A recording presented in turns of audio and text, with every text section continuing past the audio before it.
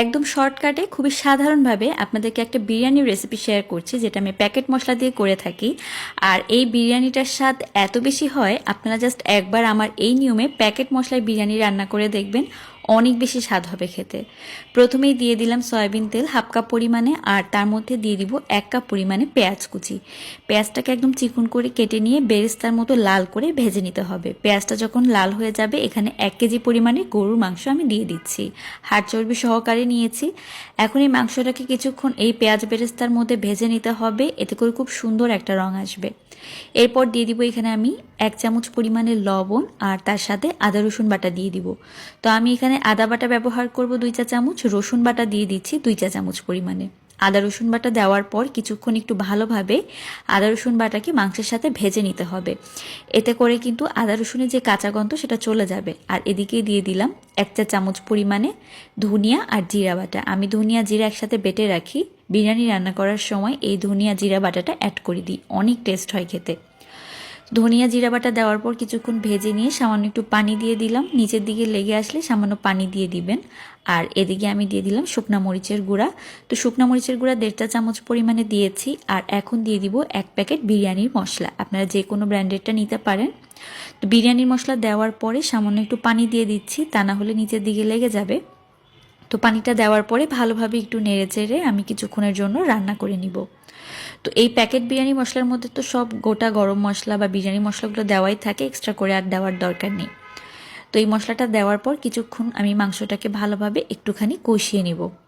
তো আমি ঢাকনা দিয়ে তারপর মাংসটাকে কষিয়ে নিচ্ছি, এতে করে ভেতরে যেই মাংসের পানিটা আছে সেটা বের হবে, আর সেটা দিয়ে কিন্তু অনেকটাই মাংস রান্না হয়ে যাবে।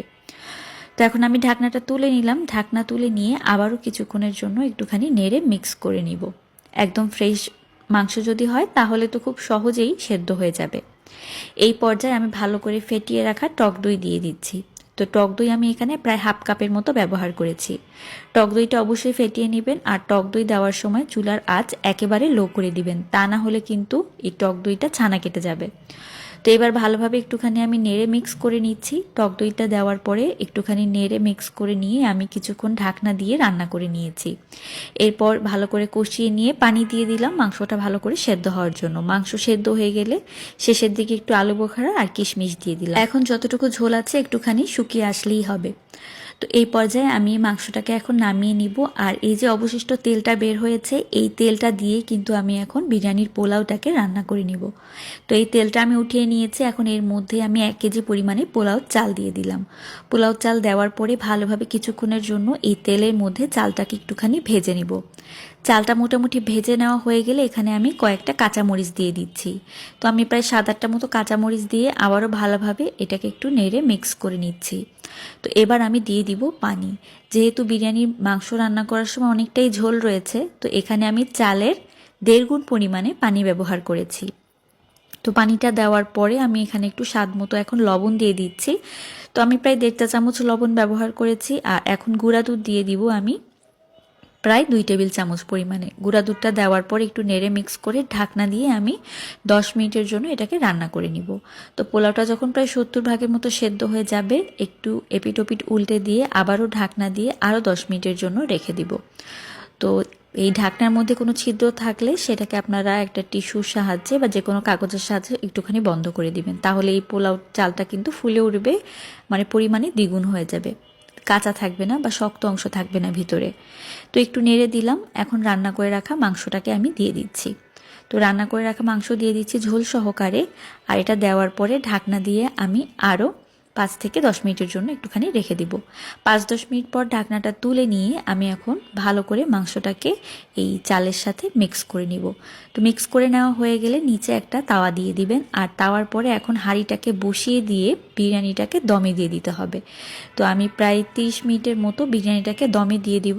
তো দমে দেওয়ার সময় একবারও ঢাকনা খুলে কিন্তু নাড়তে যাবেন না। তো দমে দিয়ে রাখলেই দেখবেন এই বিরিয়ানিটা একদম পারফেক্টভাবে হয়ে গিয়েছে। আমি এই বিরিয়ানি রান্নায় কোনো কেওড়া জল বা গোলাপ জল ব্যবহার করছি না, আপনারা চাইলে লাস্টে একটুখানি ঘি ব্যবহার করতে পারেন। তো আমি দমে দেওয়ার পর ঢাকনাটা তুলে নিয়েছি। আর এই যে দেখতেই তো পাচ্ছেন বিরিয়ানিটা কত পারফেক্ট ঝরঝরে, একটুও লেগে যায়নি নিচে, আর একদম নরমও হয়নি। খুবই ভালোভাবে বিরিয়ানিটা তৈরি হয়ে গিয়েছে।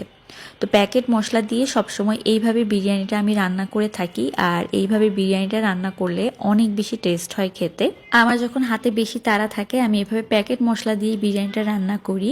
তবে আমি নিজে বিরিয়ানির মশলা বানিয়েও রান্না করি, সেটা অন্যরকম টেস্ট হয়। আর এই প্যাকেট মশলার বিরিয়ানিও কিন্তু অনেক বেশি টেস্ট হয় খেতে। খুবই তাড়াহুড়ো থাকলে বা হঠাৎ বাসায় মেহমান আসলে ঝটপট করে এই রেসিপিতে বিরিয়ানিটা বানিয়ে ফেলি। খুবই সুস্বাদু হয় আর অল্প সময়ে তৈরি হয়ে যায়, একদম ঝামেলাবিহীন। আশা করি আজকের এই বিরিয়ানির রেসিপি আপনাদের অনেক ভালো লেগেছে। রেসিপিটা ভালো লাগলে লাইক কমেন্ট শেয়ার করতে ভুলবেন না। বেশি ভালো লাগলে আপনাদের টাইমলাইনে একটা শেয়ার করে রাখবেন, যেন পরবর্তীতে ভিডিওটা হারিয়ে না যায়। সেই পর্যন্ত সবাই ভালো থাকবেন। আল্লাহ হাফেজ।